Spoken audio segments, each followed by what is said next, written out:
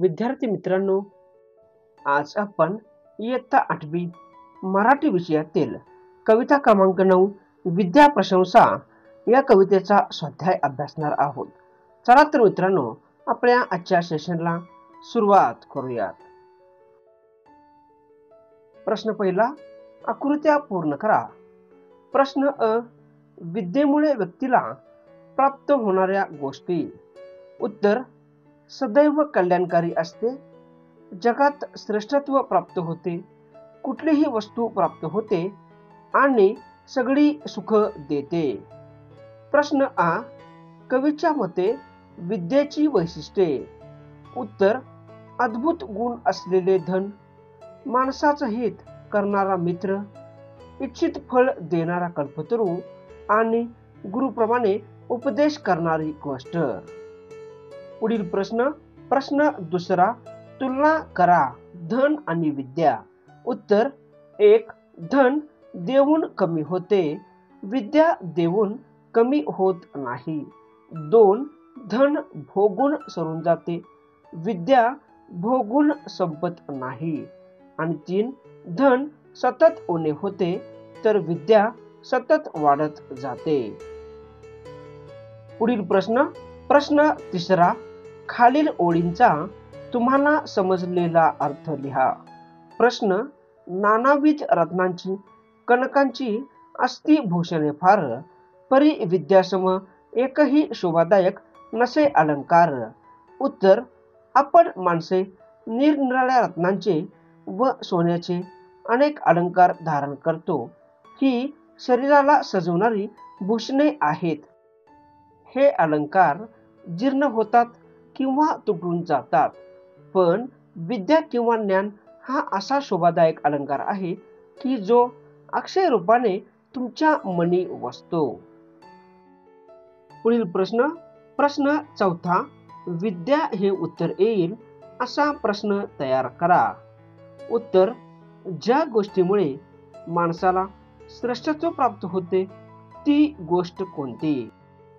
पुढील प्रश्न पाचवा, तुमच्या शब्दात स्पष्ट करा. प्रश्न अ, कवीने वर्णन केलेले विद्येचे महत्व. उत्तर, विद्येची महती कथन करताना कवी म्हणतात की विद्येमुळे माणसाला जगात श्रेष्ठत्व मिळते. असाध्य गोष्टी साध्य करण्याची ताकद विद्येमध्ये आहे. सदैव उन्नत होणारे विद्या हे अजब व अनोखे धन आहे. इतर आभूषणांना विद्येची सर येऊ शकत नाही.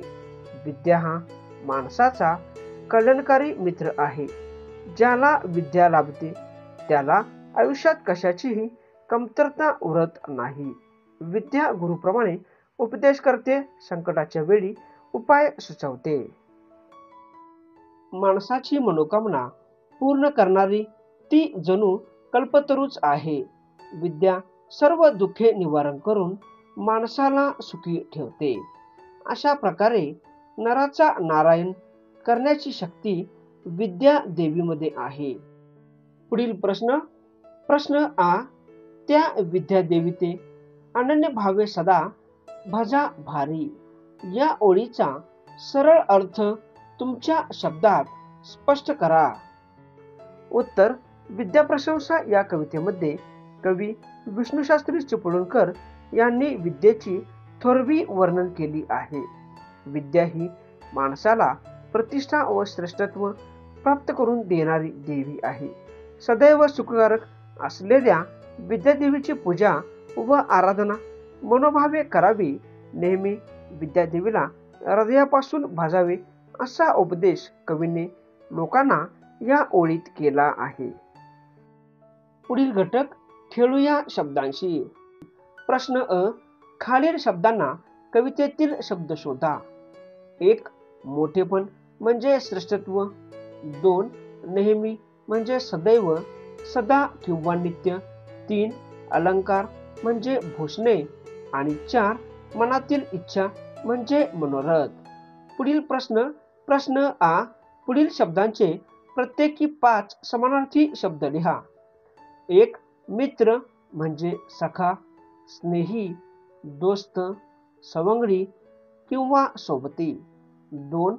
सोने म्हणजे सुवर्ण, कनक, हेम, कांचन किंवा हिरण्य. अशा प्रकारे विद्यार्थी मित्रांनो, आज आपण इयत्ता 8वी मराठी विषयातील कविता क्रमांक 9 विद्याप्रशंसा या कवितेचा स्वाध्याय अभ्यासलेला आहे. तुम्हाला व्हिडिओ आवडला असेल तर लाईक करा, शेअर करा आणि आपल्या चॅनलला अजून सबस्क्राईब केलं नसेल तर सबस्क्राईब करा. आज आपण इथेच थांबूयात. जय हिंद, जय महाराष्ट्र.